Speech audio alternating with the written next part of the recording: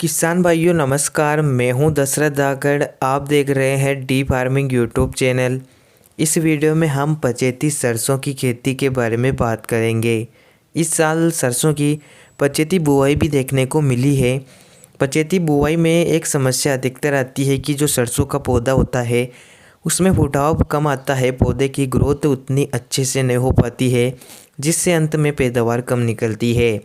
इस वीडियो में हम बात करेंगे कि पचेती सरसों में कुछ ज़रूरी काम अगर किसान भाई समय पर कर लेते हैं तो इससे सरसों की ग्रोथ भी अच्छे से होती है, फुटाव भी अच्छे से आता है और सरसों की खेती से आप बम्पर उत्पादन भी ले सकते हैं। पूरी जानकारी के लिए वीडियो को आखिर तक ज़रूर देखिए। यदि आप हमारे चैनल पर नए हो, चैनल को सब्सक्राइब कर दीजिए, पास में घंटी के निशान को भी ज़रूर दबाइए, जिससे हम आगे कोई नया वीडियो अपलोड करें तो तुरंत आपको जानकारी मिल जाए।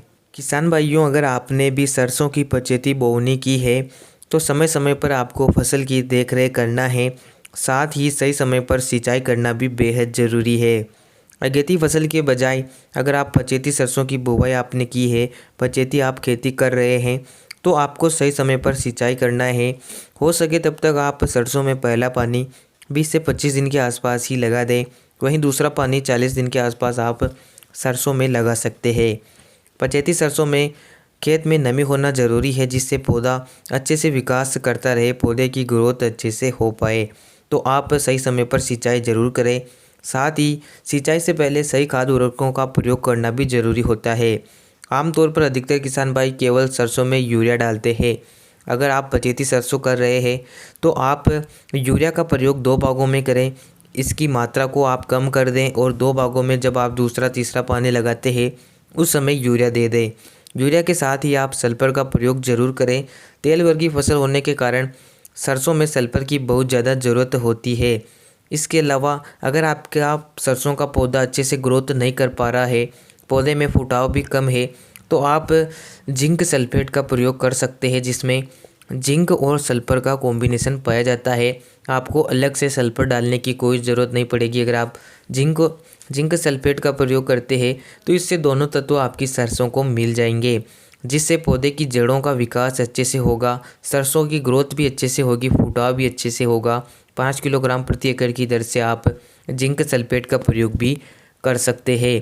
किसान भाइयों, पचेती सरसों में बहुत ज़्यादा पोषण की ज़रूरत होती है, क्योंकि अगेती सरसों तो अच्छे से ग्रोथ कर लेती है, लेकिन पचेती सरसों में बीमारियां भी ज़्यादा आती है।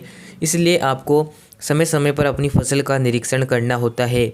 अगर आपकी फसल में आपको छोटे छोटे कीड़ों का अटैक नज़र आए या फंगस संबंधी बीमारियां आपको सरसों में नज़र आए तो तुरंत आप कीटनाशक और फंगीसाइड का प्रयोग कर सकते हैं।